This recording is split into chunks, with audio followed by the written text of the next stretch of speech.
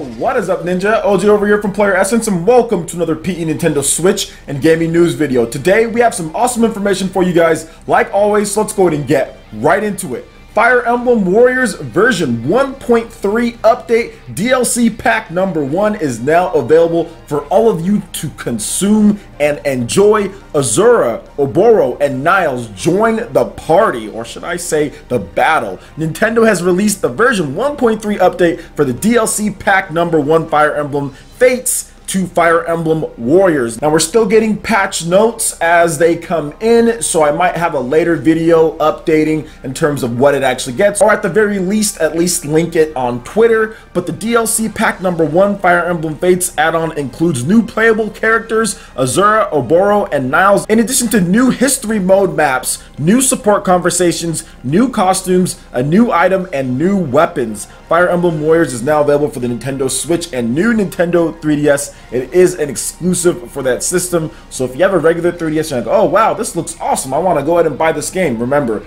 it doesn't work on the regular 3DSs, or just like the 3DS XL. It works on the new Nintendo 2DS, new Nintendo 3DS, new Nintendo 3DS XL. It only works on it with the little new moniker in front of that, because I actually have had a couple people tell me that their game doesn't work on their system. So just to let you guys know, we also have some new character trailers as well, in terms of action trailers for Azura, Oboro, and Niles. And I'm actually really interested in playing with Azura. She is one of my favorite Fire Emblem characters of all time. I love her voice, I love her story arc, I love her plot, I love her powers. She's a really well-designed character in my opinion in both branches that you go towards, or even the middle branch as well. So I'm really excited to kind of jump back into Fire Emblem Warriors, because it's been a while since I've played this game. Nintendo has just had such an amazing year between Nintendo, between the independent third-party developers. There's just been so much stuff to play. I haven't had as much time to play games as usual.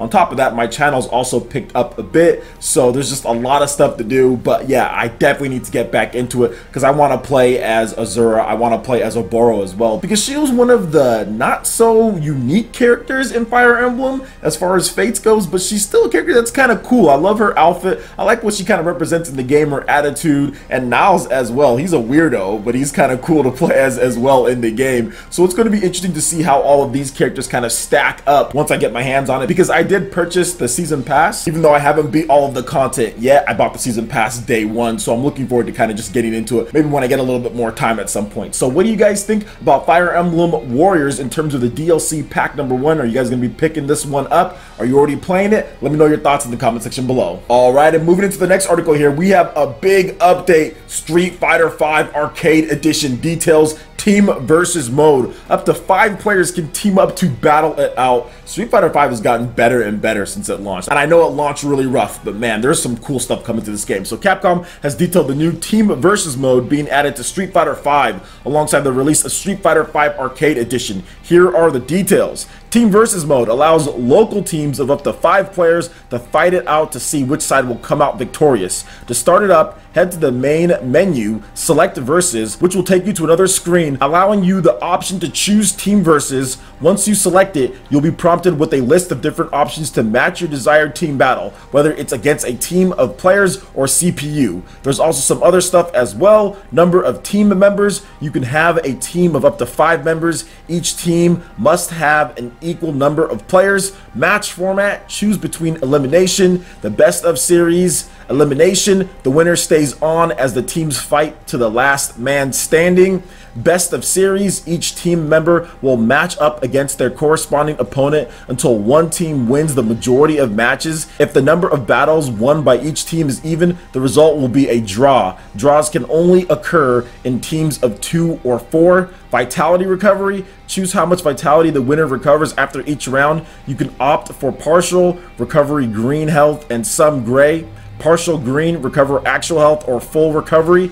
Retain EX Gauge allows for whether the winner will be allowed to carry over the EX Gauge into the next round. V Gauge Advantage and elimination determine whether the losing team will be given V-Gouge in the next round. Change order, throwaway matches, round settings, match time settings, and CPU difficulty. Pretty much what this is, it's a crew battle. This is essentially a crew battle that they've built into the game, and this is amazing. Now, if you're in the Super Smash Brothers scene, you have to do all this manually in terms of things. Like, you have to, you know, take down stocks after the round is over, or after you've beat it. You have to do things manually. You have to say certain things. Okay, well, this is what we're going to do, or this is how we're going to set it up. This essentially lets people put together crew battles in order to have more entertaining streams. For people who do run those streams, you can have crew battle nights, or you can have, hey, after we do like the main tournament, we're going to have a crew battle of the best players, or the losers round. Like, this is actually really cool for tournament players, and I'm hoping that Nintendo is paying attention to this. I really think that Smash Brothers could use something like this, because the tournament scene does crew battles all the time. Literally every single major,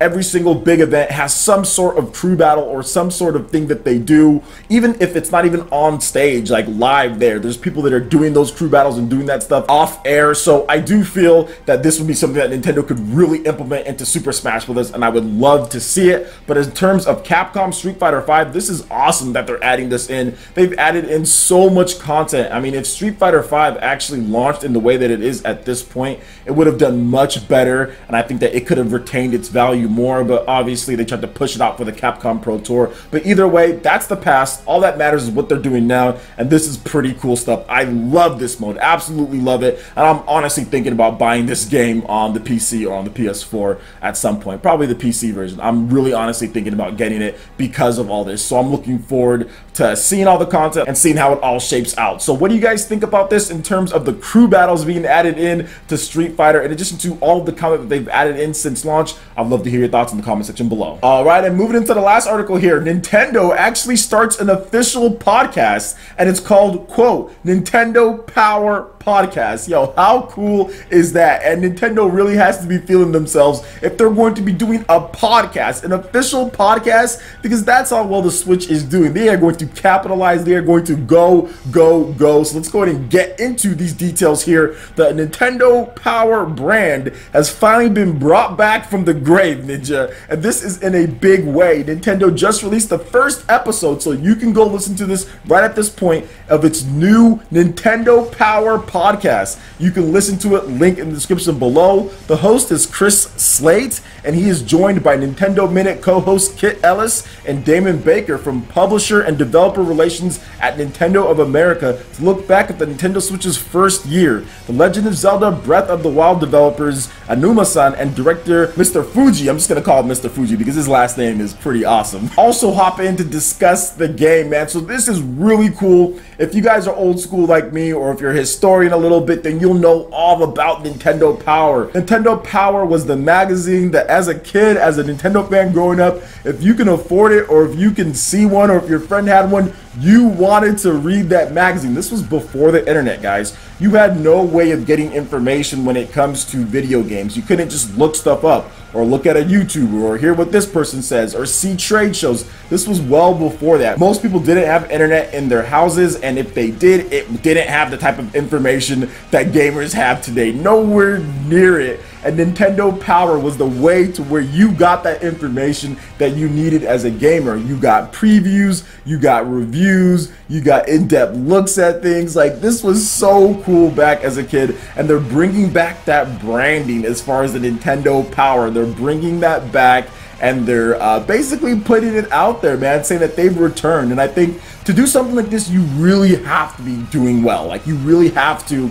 be doing well to where people say, man, like, I actually want to go tune in. Look at this system, the Switch. What do these guys have to say? And having Damon Baker on there is also really good, because he's partly responsible for all of the amazing independent games as far as independent third-party titles coming to Nintendo Switch. He hosts those Nindies Directs, and he's been doing an amazing job for Dan Adelman, who left and who was a big help when it came to things on the Nintendo Wii U and even before then. So to have him come in, Damon Baker, maker and do the job that he's doing. And now doing this podcast with Kit, man, it is awesome. It's really good to see Nintendo expanding their repertoire of original content for us. We also have the Nintendo Minute. Now we have Nintendo Power, and they're bringing in the big names like Mr. Anuma-san and everything to talk about Zelda. So this is awesome to see. I absolutely love it, and it's a fantastic idea by Nintendo, and they're going to get a lot more viewership. They're going to get a lot more eyes on their products because of this, because now people are going to start reporting on it, and it's just going to be good news for them. It's only good publicity at this point. So what do you guys think about the resurrection of the Nintendo Power brand and the Nintendo Power podcast?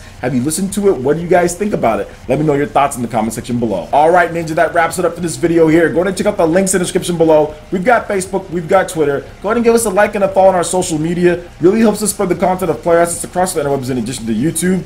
Also, make sure you check out our Patreon and YouTube live gaming page and consider supporting Player Essence. When you do so, it gets you access to all sorts of cool benefits, perks, rewards, and emotes for your YouTube sponsorship. So check out the link in the description below and consider supporting Player Essence right here on YouTube. Hit that like button if you did like this video. Lets me know you guys want more content like this going forward in the future. And subscribe to Player Essence for the latest RPG, Japanese, and Nintendo gaming news. Thank you so much for watching, and we'll catch you for the next video. Peace.